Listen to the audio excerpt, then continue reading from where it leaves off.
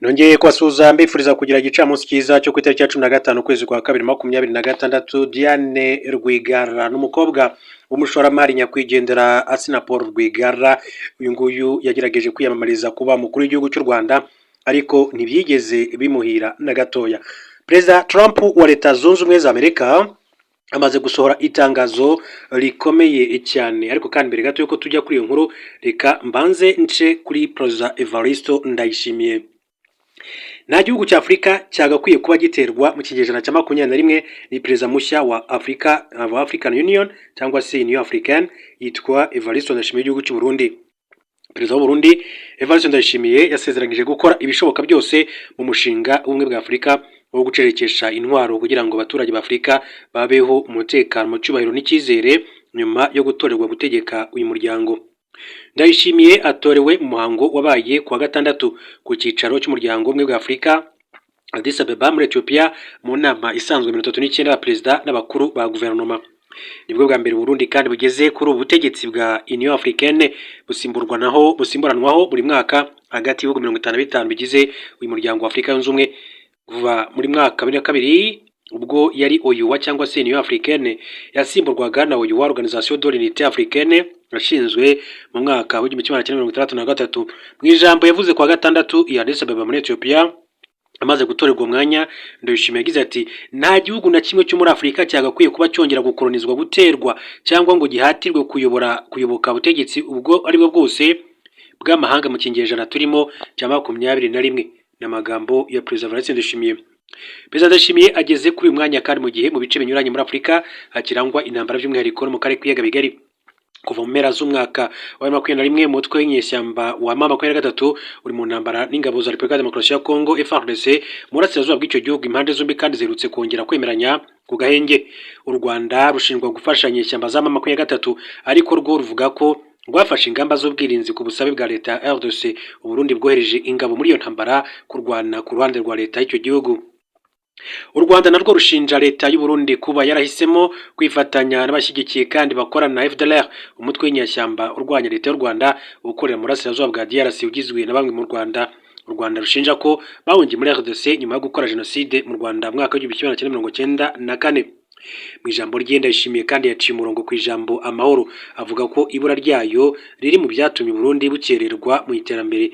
Yavuze ko amahoro n'umutekano bidashobora kandi kugerwaho muri Afurika mu gihe ibihugu biterwa mu nyungu z'amahanga cyangwa se z'ubukungu z'ibihugu bikomeye. Yongeyeho ko ku butegetsi bwe muri Afurika muri African Union yifuza kubona ijwi rya Afurika rirangurura rikavuganira iyubahirizwa ry'amategeko mpuzamahanga, busugire bw'ibihugu byacu, uburenganzira bw'abaturage bwo kwigenga. Nyuma yaho mu butumwa kandi yatangaje ku rubuga nkoranyambaga rwa X, Perezida Evariste Ndayishimiye w'u Burundi yashimiye abategetsi bo muri Afurika kubw'icyizere bamugiriye, avuga ko ubundi kandi bwakiranye icyubahiro cyinshi ndetse no kwicisha bugufi. Yagize ati nishimiye byimazeyo abategetsi ba Afurika ku cyizere bangiriye mu kunshyigikira ndetse no kunshyira ku mwanya w'umukuru w'ubumwe bwa Afurika. Hamwe n'icyubahiro cyinshi ndetse no kwicisha bugufi, u Burundi bwemeye inshingano no kwitanga bitizigamye mu gukora umugabane wacu wa Afurika w'abaturage babo. Perezida wa DRC Felix Tshisekedi ndetse na Perezida wa Kenya William Ruto ni bamwe mu bategetsi bifurije kandi ayishimisha n'ihirwe mu mirimo mishya. Mu ijambo yavuze kwa gatandatu Ndayishimiye kandi yavuze ko icyubahiro bahaye u Burundi cyanditse amateka. Ati mbamutima zanjye zitumye kandi nibaza nti ninde wo kuyobora Afurika yose mu cyerekezo cyayo muri uyu mwaka. Mbijeje ko u Burundi buzayoborana gutega amatwi, ukutabogama n'ubufatanye na bose hagamijwe kandi neza ya bose. Yashimiye Perezida Angola João Lourenço asimbuye kuri umwanya ku bikorwa yakoze, kuko Ndayishimiye kandi yabivuze birimo koroshya uburyo bw'imikorere uyu muryango no kuvugurura uburyo butanga umusaruro bw'inzego zifata ibyemezo. Yasezeranyije ko Burundi rero buteganya kandi gukomereza muri iyo nzira yo kongera kandi imbaraga ijwi rya Afurika mu ruhando mpuzamahanga no kugira uruhare mu ibakwa ry'imitegekere y'isi irushijeho kandi gushyira mu gaciro ingana kurushaho ndetse kandi irushijeho kudaheza. Bijyanye n'insangamatsiko y'inama 39 ya African Union igaruka kuguharanira ko amazi meza n'ibikorwa by'isuku n'isukura bigera kuri bose mu buryo burambye mu rwego rwo kugera ku ngamba zo mu cyerekezo cy'umwaka 2033. Ndayishimiye yavuze ko Afurika itagera ku iterambere kandi abanyafurika badafite ubuzima bwiza ngo bitabire umurimo. Ati ibura ry'amazi meza n'ibikorwa by'isukura niryo ntandaro y'indwara zishobora kandi kwirindwa, itakara ry'umusaruro, guta ishuri ndetse no kugirwaho ingaruka kurushaho bivuye ku bibazo by'ikirere. Ni Evariste Ndayishimiye. Tuve kuri iyi nkuru kandi tujye kuri witwa Diane Rwigara, ariko mbere gato ko tujya kuri Diane Rwigara banze mbabwire ko uwitwa Perezida Donald Trump wa Leta Zunze Ubumwe za Amerika avuga ko ihinduka ry'ubutegetsi muri Iran aricyo kintu cyiza cyane gishobora kuba. Perezida wa Amerika Donald Trump avuga ko ihinduka ry'ubutegetsi muri Iran aricyo kintu cyiza cyane gishobora kuba, agaragaza kuba rero ugushyigikira kweruye cyane ko gusimbuza ubutegetsi bushingiye ku mukuru w'idini ya Islam w'icyo gihugu. Kuwa gatanu Trump yagize ati bamaze imyaka 47 bavuga akavuga bakongera bakavuga hagati ariko twatakaje abantu benshi. Trump yanze kuvuga uwo ashaka ko ategeka Iran, ariko avuga ko hari abantu bashobora gufata umutegetsi w'ikirenga wa Islam wa Iran Ayatollah Ali Khamenei. Ntacyo arasubiza kuri amagambo ya Trump yavuze vuba ngaha. Hanyuma kandi hari makuru akomeza avuga ko hagati aho Amerika kandi yohereje mu burasirazuba bwo hagati ubwato rutura bw'intambara bwa kabiri bwikorera indege z'intambara mu kongera igitutu kuri Iran ngo yemere amasezerano ya nucleaire. Ubwato bw'intambara bwitwa USS Gillard R. Ford, bwa mbere bunini cyane ku isi, bukaba kandi ari nabwo bushyashya cyane bwa Amerika bwikorera indege z'intambara, bwitezwe kwimuka vuba cyane bukava mu birwa bya Caraïbe bukajya mu burasirazuba bwo hagati nk'uko Trump yabivuze. Ku rubuga nkoranyambaga rwe rwa Truth Social ya Trump yatangaje ifoto ifatiwe hejuru igaragaza ubwo bwato rutura.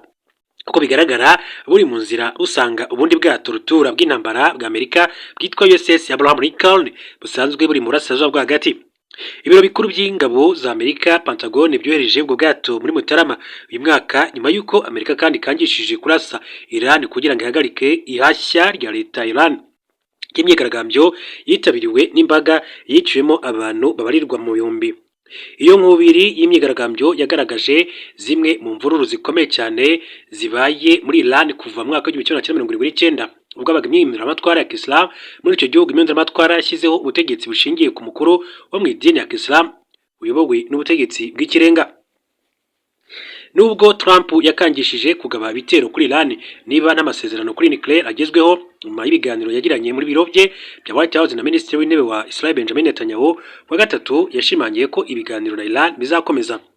Mu ijambo yavuze ko mugoroba wo kwa gatanu mu kigo cya gisirikare cya Fort Bragg muri Amerika, Trump yavuze ko Iran ikwiye kuduha amasezerano bagakwiye kuba baraduhaye ubwa mbere, aho yarabajijwe icyo Iran yakora kugira ngo yirinde kugabwaho igitero na Amerika. Amerika yashyize agahato kuri Iran ngo ihagarike gahunda yayo no gutanganya uranium, mu gihe ubutegetsi bwa Netanyahu kandi bwashimangiye ko Iran ikwiye guhagarika gahunda yayo y'ibisasu bya misile balistike no kureka ubufasha iha imitwe yitwaje intwaro ikoresha nka Hamas ndetse na Hezbollah. Kugeza ubu Iran yumvikanishije ko yiteguye kugabanya gahunda yayo ya nucleaire ngurane yo kuvanirwaho ibihano, ariko perezida wa Iran Masoud Pezeshkian yahuriye ko Iran ntizemera ubusabe bwabo burenze urugero. Kuri manda ye ya mbere, Trump yikuye amasezerano ya nucleaire hagati ya Amerika na Iran yo mu gihe cy'ubutegetsi bwa Obama, nuko asubizaho ibihano byashegeshe cyane ubukungu bwa Iran. Umwaka ushize ubutegetsi bwa Amerika bwongeye kandi gutangira ibihano bigamije kugera ku masezerano mashya ya Iran mbere y'intambara yamaze iminsi 12 hagati ya Iran ndetse na Israel. Hanyuma tujye kuri Diane Rwigara. Amakuru avugwa kuri Diane Rwigara nuko Diane Rwigara yitandukanyije n'amagambo rutwitsi ya nyina. Tariki ya 12 kwezi kwa gatandatu 2024 nibwo ikinyamakuru gihe Akadomo com cyanditse iyo nkuru giha amagambo agira ati Diane Rwigara yitandukanyije n'amagambo ya nyina cyangwa se amagambo rutwitsi ya nyina. Umukobwa wa Rwigara Sinaporo wabaye umushoramari ukomeye mu Rwanda, Diane Shima Rwigara yagaragaje ko yitandukanyije n'ibyo nyina Adeline Mukangemanyi Rwigara atangaza mu butumwa Diane yanyujije ku rubuga nkoranyambaga rwa X ku itariki ya 11 Kamena 2024. Agira ati ibyo umubyeyi wacu atangaza mu biganiro n'ibitekerezo bye bwite, yaba nge cyangwa se basaza banjye naho duhuriye nabyo. Nyuma yaho Adeline avuga ko atari mu Rwanda muri minsi, atangaje kuri umwe mu miyoboro ya YouTube y'abarwanya leta y'u Rwanda inkuru y'urupfu rw'umugabo we Assinapol yo muri 2015. Polisi y'u Rwanda yasobanuye ko imodoka Mercedes Benz yarimo Asina Paul Rwigara yagonzwe n'ikamyo igacurira mu karere ka Gasabo mu ijoro rya tariki ya 3 rishyira ku itariki ya 4 Gashyantare 2025. Gusa Adeline muri iki kiganiro yatangaje ko yiboneye ko ibimenyetso bigaragaza ko yishwe na leta y'u Rwanda. Yagize ati ku itariki ya 4 ukwezi kwa 2025 niho bishe mutware wanjye Rwigara Asina Paul yicirwa mu maso yanjye. Ati n'uyu mwana wanjye Anne Rwigara w'amahoro yicwa n'ubutegetsi buriho bwa FPR Inkotanyi. Icyo kizahora ati kivugwa iteka ryose kuko nibyo nahagazeho. Iri inkuru yanditswe n'ikinyamakuru rya Akadomo.com cyo mu itangazamakuru rikomeye cyane ryandikira mu gihugu cy'u Rwanda. Adeline yatangaje ko umukobwa we Anne Rwigara wapfiriye muri Leta Zunze Ubumwe za Amerika mu Kuboza 2023 yari afite amakuru menshi cyane ku rupfu rwa se. Icyakora benshi bakomeje kwibaza bijyanye no kugusubiranamo hagati y'uyu muryango ubusanzwe wahoze ugaragaza guhuza kw'ingingo zitandukanye. Icyo umuntu yakwibaza ni ukumenya impamvu abantu bakwizera amagambo ya Adeline Rwigara mu gihe n'abana be ubwabo batamwizera. Niba avuga ibyo umuryango we wamagana, ni gute atekereza ko abandi banyarwanda bamwizera? Ikindi kiri kwibaza ni ukumenya niba uyu mubyeyi atarimo gukoresha urupfu rw'umugabo we mu nyungu ze bwite. Ibi kandi bikaba bishingira kuri iki nyine cy'uko avuga ibihuha by'amakuru mu y'umugabo we.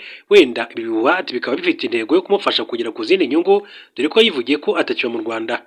Ati nubwo tutabihamya ariko nanone twagiye tubona abantu benshi cyane bahitamo kubeshya kugira ngo babone ibyangombwa byo gutura mu bihugu by'Uburayi. Rimwe na rimwe ugasanga babibonye kubera ayo makuru atariyo batanze. Uretse kubona ibyangombwa kubeshyira u Rwanda bitunze benshi badakora iyo mu Burayi. Ari nayo mpamvu rero ati tutatungurwa mu gihe n'uyu mubyeyi yaba agamije kwerekana ko yarenganye akifuza kugirirwa impuhwe n'abazungu bakamutunga yicariye. Kabone nubwo rero byasaba kubeshyira igihugu cye. Gusa ikitashidikanywaho ni uko ubuziranenge bw'amakuru yatanze bukemangwa, kuko iyo buza kuba ari ukuri abana be bari gufata iya mbere mu kuba bamushyigikira. Akaba rero ari Adeline Rwigara.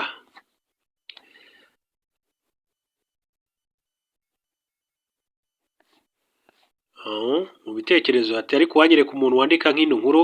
Adeline asaba ubunzi se atese kandi afite ubwenegihugu bw'Ububiligi ndetse na residence y'Amerika.